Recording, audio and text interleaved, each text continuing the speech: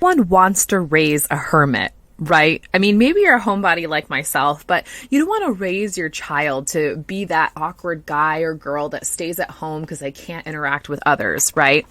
Well, Mama, today I want to ask you a question. Do you often find yourself wondering how to boost your toddler's socialization skills, especially when they're not in school yet? In this episode of the Energized Mama podcast, we're going to dive into the world of toddler socialization. Yes, such a thing exists. And I'm going to share with you practical tips to help your little one thrive in social settings.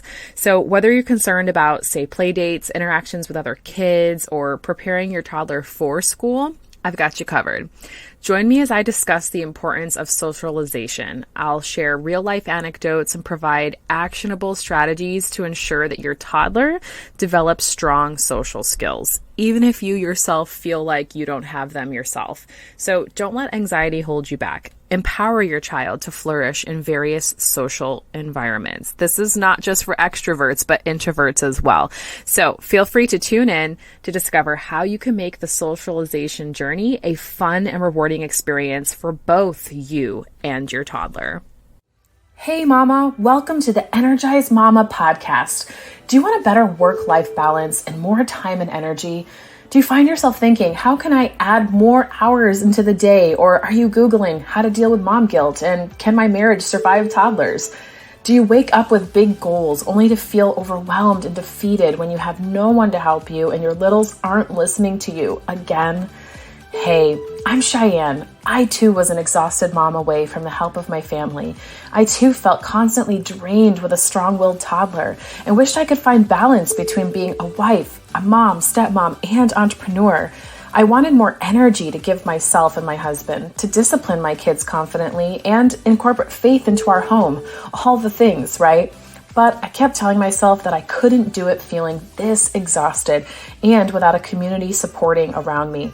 Until I found a healthy balance and endless energy in raising Jesus-loving littles. In this podcast, you will find that too. You will find time and energy boosting tips and tricks, guidance for disciplining your littles, and what to do when you have no help so that you will find balance between all your roles. Stop feeling drained and learn to trust your own mom tuition. Time to grab those headphones, pour that green smoothie, and get ready to get your daily energy boost. I've got you, Mama. Is infertility causing you emotional distress? How would you feel if I told you that you're not alone and that there is a brighter way out?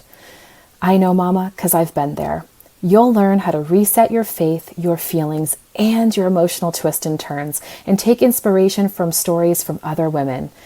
I want you to grab your copy of I'm Fruitful, an infertility support magazine that will help you rekindle your faith after infertility, forgive yourself, and experience grace after such a challenging experience. Join their IG community at I'm Fruitful of supportive women who have been through the same thing as you, as me, and you'll never feel alone again. Hey Mama, it is so good to be here with you today. For me, it's a little bit of a homecoming. I know if you've been listening or maybe binging, catching up on some of my episodes, it may not seem like I've been away, but for me, it has been. Today is the first episode that I am recording postpartum.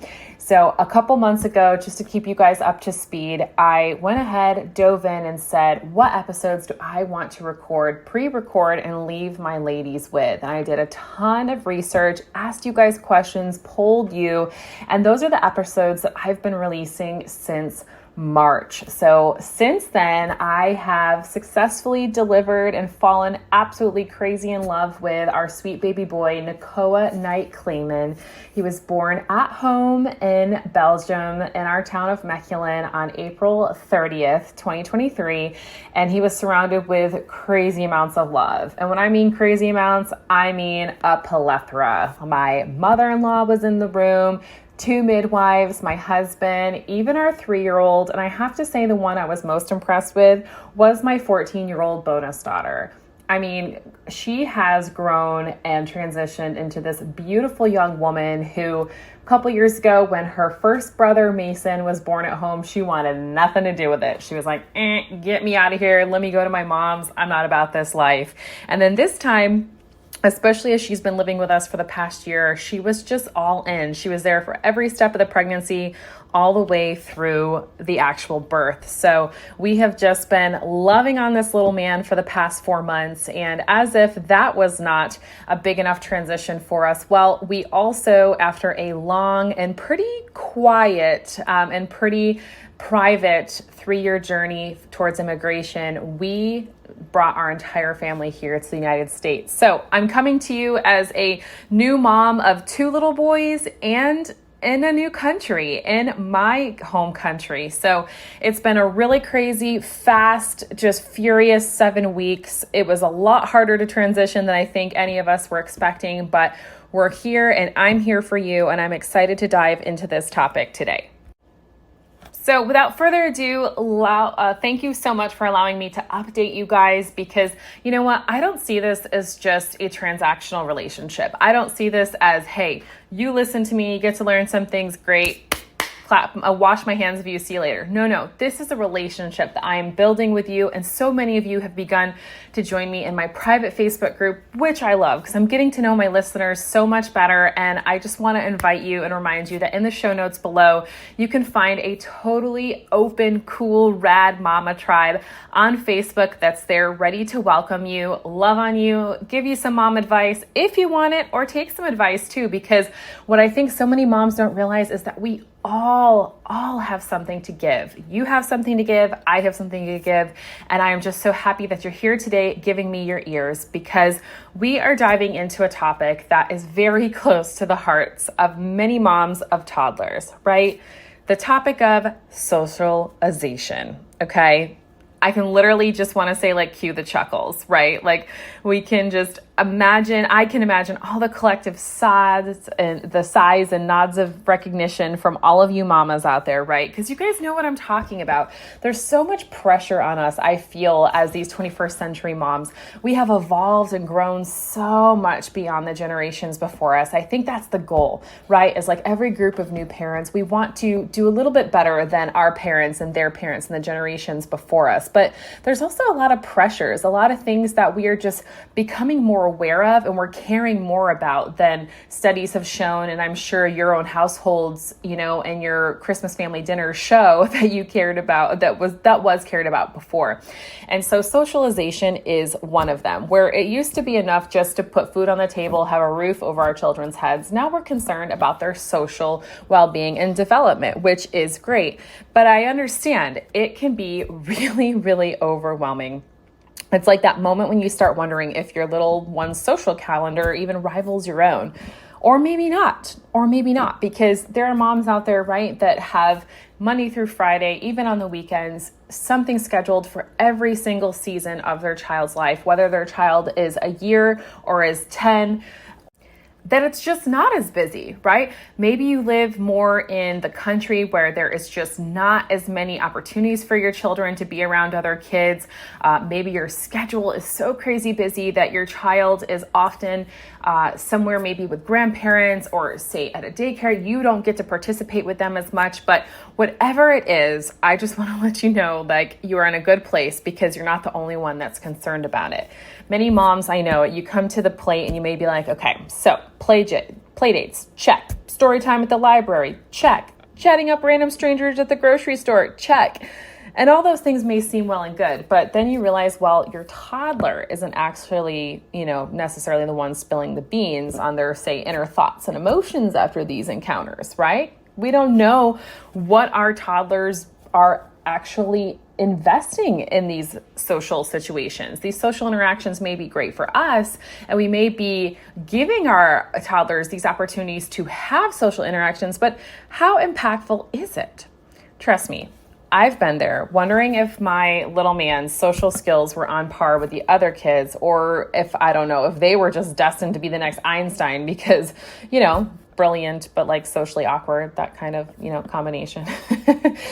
So, especially with a bilingual child. My son Mason was late to communicating, late to talking. So I also was concerned how that would affect his social future. future. So if you've ever felt those pangs of anxiety about your toddler socialization, you're definitely in the right place.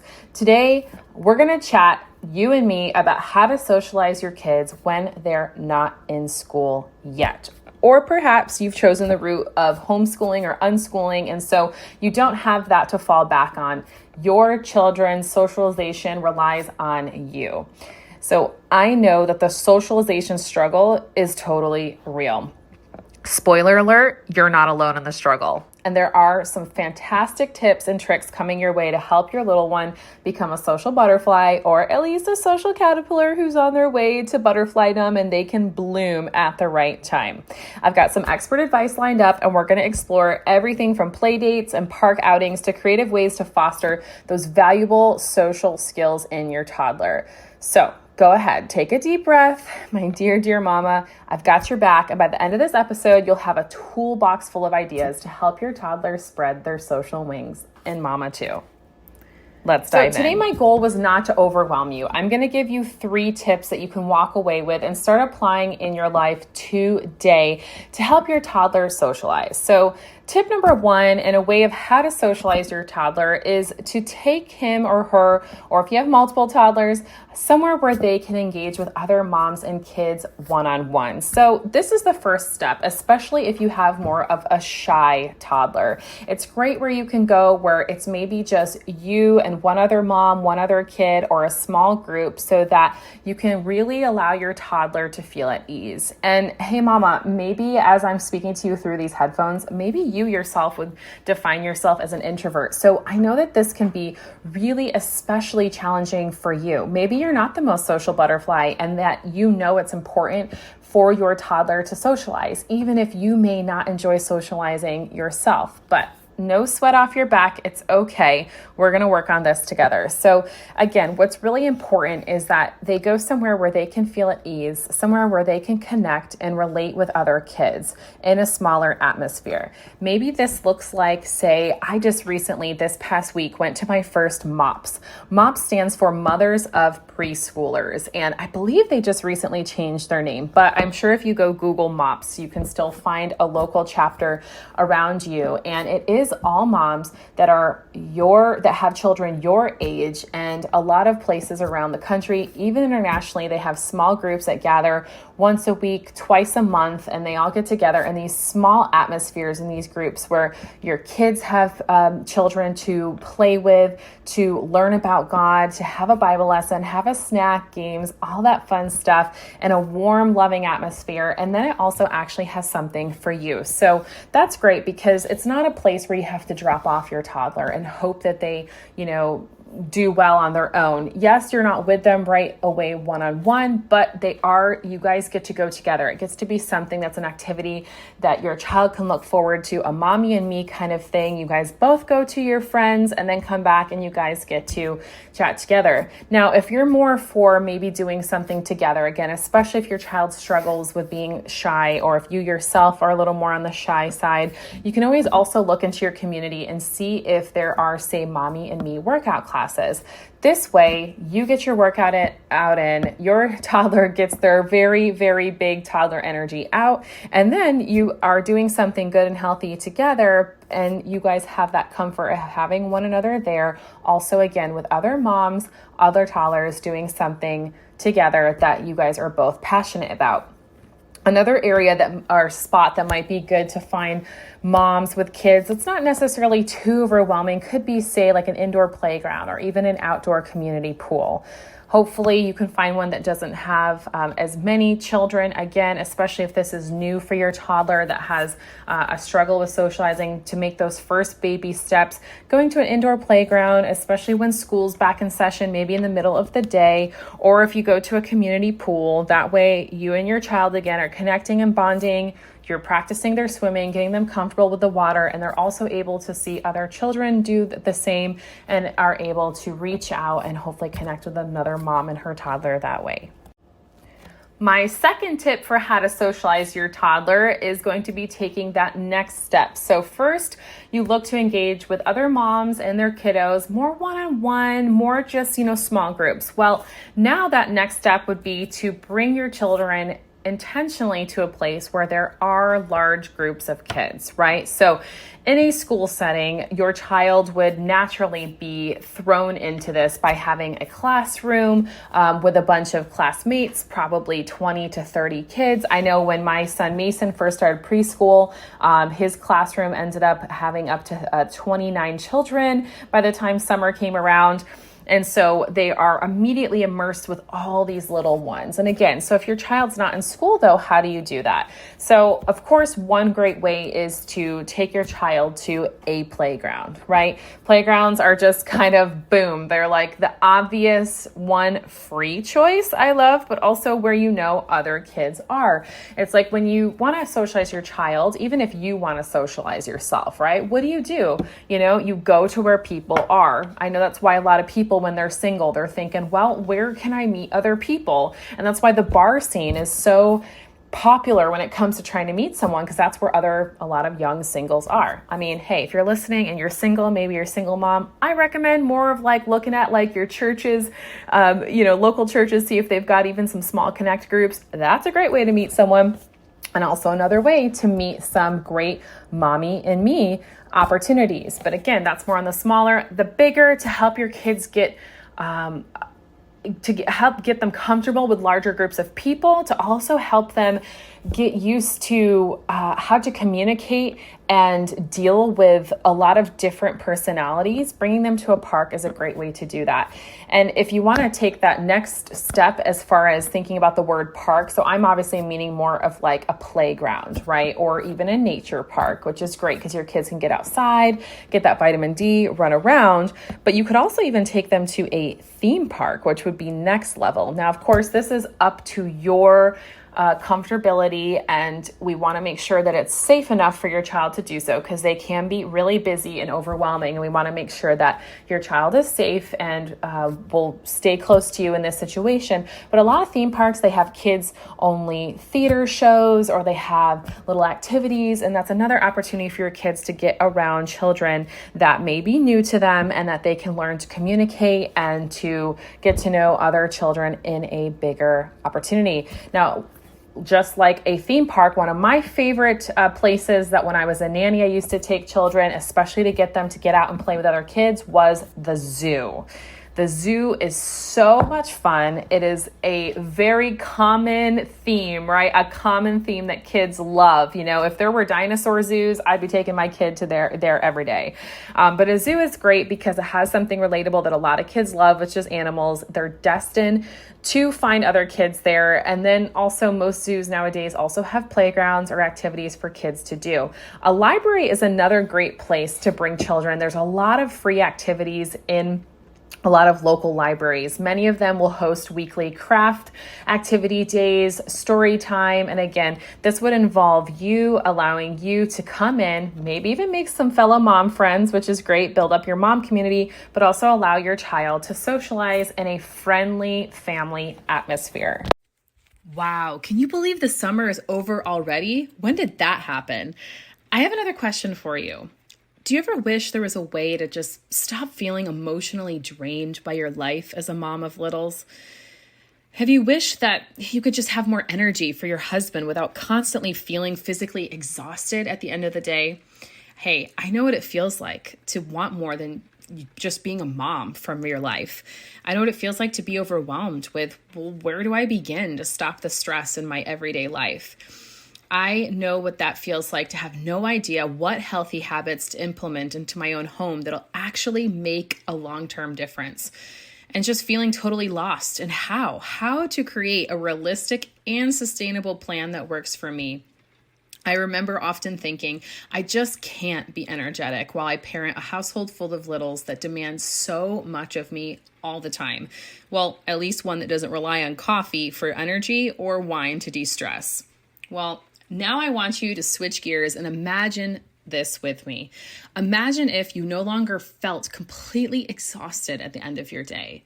Imagine if you had the time to go on dates with your husband and you had the energy to give yourself some much needed me time. Imagine if you had easy to implement systems and strategies that would allow you to be that energetic and vibrant mama that you really want to be, all while still raising your kids the exact way you want. That right there is exactly why I created the More Energy Method, a customized blueprint to clear your chaos and bring back more energy into your everyday life. It's where I teach you to decrease stress while increasing your energy.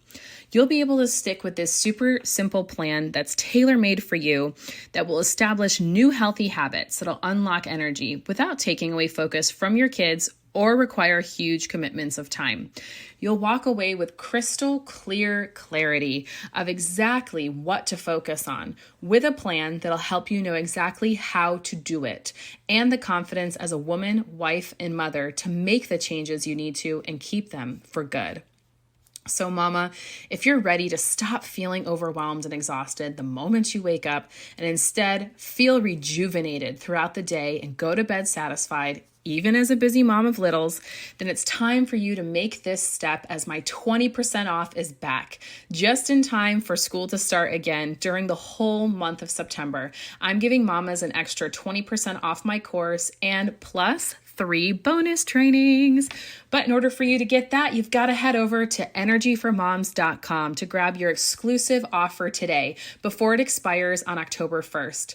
It's time, mama, to lose the stress while gaining yourself back and have endless amounts of energy for yourself, your husband, and a life beyond just your littles.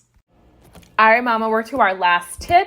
Last but certainly not least, to help socialize your toddler, I would just keep it really simple. What you want to do is invite your toddler into your adult conversations and interactions. So, because it's not just important that they learn to socialize and interact with children and people their age, but also people older than them, right? Obviously older kids, teenagers, but especially adults. Children are going to be interacting with adults their entire life, including when they become one, right? So we want to make it as natural as possible. We no longer live in the society where children are only seen and not heard, right? We want to validate our children. And one way to do that is to include them into conversation. I know, mama, it can be so easy when you know that your child asks maybe weird questions or always says no or is in the why era. And sometimes when you're engulfed in a conversation, it can be so good just to finally have an adult conversation with someone that maybe you're not thinking about including your toddler. However, they're right there, they're close by you, right? Whether they are picking up something off the ground, picking their nose, staring up at the sky, whatever our sweet toddlers do while they're waiting on us, right? While we're having a conversation, try to involve them every once in a while, even if it's just encouraging them to say hello and introducing themselves. Maybe teach them a question that they can ask while they're around people. That's even something I actually used to teach when I would mentor young women at my church back when I was living in Los Angeles, when some of them would struggle about how to, say, represent themselves or communicate about themselves in an interview. I would always say, have something that you can find on someone that you can compliment, or have a signature question that you ask someone that engages them in conversation, and then watch it just go back and forth a little bit like ping pong. So where our toddlers may not have an advanced vocabulary at this point, getting them more and more comfortable with answering questions, but also asking them is great.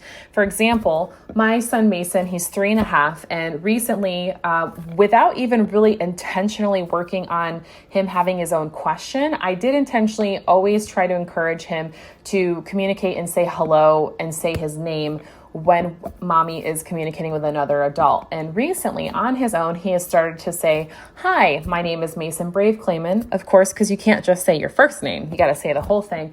But then he would say, and he'd say, "Nice to meet you. What's your name?" And so he started to have this one question, the what's your name, even if it keeps it as simple as that the adult I'm talking with or he's speaking with says their name. Very often it just bounces back and forth like that. Or, it falls flat. My son gets distracted, wants to go do something else, wants to play, but then he has gotten that confidence of looking at someone, looking them in their eye, asking them a question, and feeling confident in his ability to be able to socialize with whoever's around him, whether it's a kid, whether it's an adult, a teacher, a pastor, a policeman, whoever. He has that confidence because mommy took that opportunity to engage with him in conversation with another adult. And I want to encourage you mamas to do the same. And that's a wrap for today's episode of the Energized Mama podcast. I hope, Mama, you found our discussion on toddler socialization both enlightening, reassuring, and just downright encouraging. Remember, the socialization struggle truly is real, but you're not alone in it. We are all navigating the wonderful world of toddlerhood together. I want to extend a huge thank you to you, my amazing listener, for joining me today. Your dedication to your little ones is truly inspiring, and I know that's why you showed up today.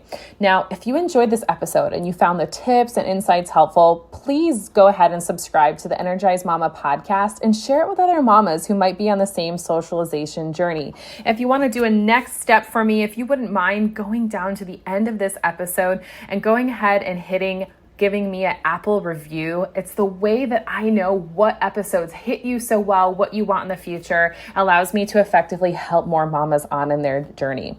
Be sure to stay connected with me on social media where you'll find more parenting resources and updates. You can always visit my website at theenergizedmama.com for even more valuable content.